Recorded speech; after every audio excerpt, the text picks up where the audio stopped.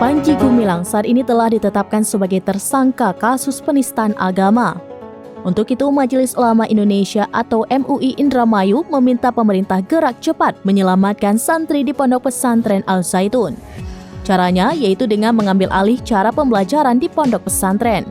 Pondok pesantren itu berlokasi di Desa Mekarjaya, Kecamatan Gantar, Kabupaten Indramayu, Jawa Barat.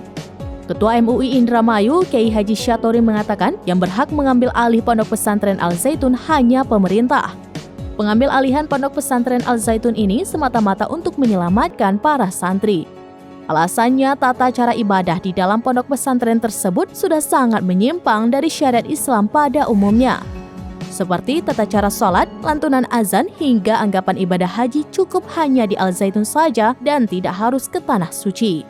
Di samping itu, Kiai Haji Syatori juga meminta kepada Bareskrim Polri segera menahan Panji Gumilang sesuai dengan dugaan tindak pidana yang telah diperbuatnya.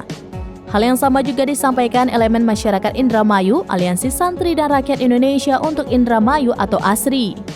Koordinator Umum ASRI M. Solihin berharap Presiden Joko Widodo segera membuat keputusan Presiden dalam rangka menyelamatkan pondok pesantren dan para santri Al Zaitun.